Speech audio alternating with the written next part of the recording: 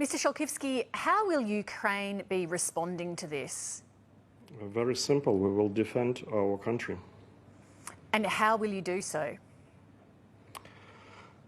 We were warned. We had time to prepare, but you always think about positive developments, and we, of course, we were shocked, and right now we are under attack.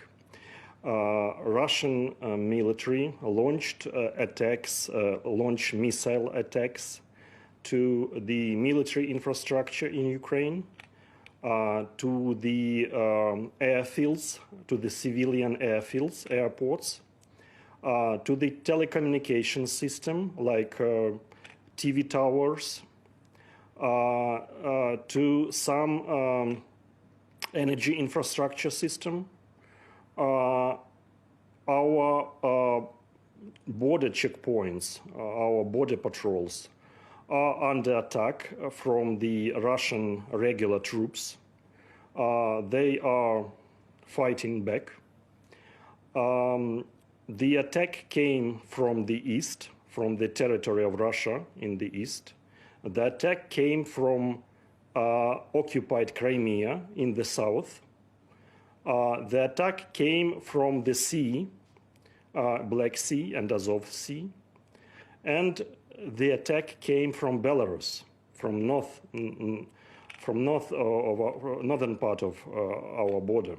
So a sophisticated level then of coordination. Is Ukraine going to have the military capability on its own to respond to defend your country, or are you going to require NATO to weigh in?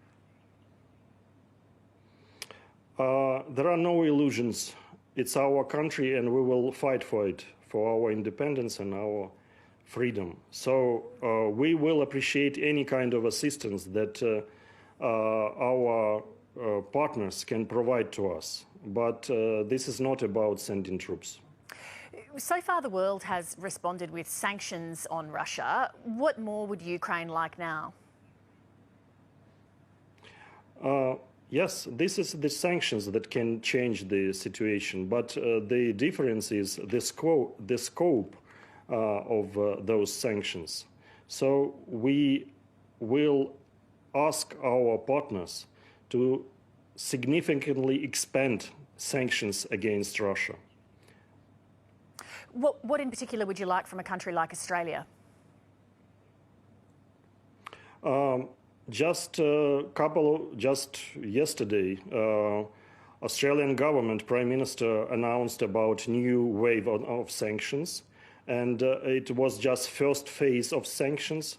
So we hope that there will be next stages of sanctions that will cover more people who are involved in the aggression against Ukraine.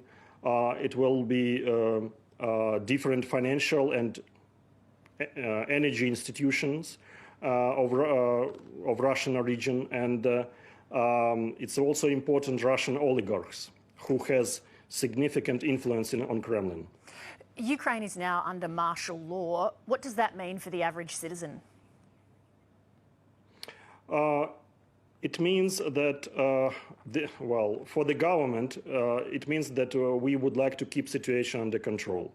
For the ordinary citizens, it means that you need to follow the orders and recommendations by the military and civil administration. In case there is an airstrike, then you should follow the rules. Mr. Shalkivskyi, thank you very much for your time today. Thank you for having me.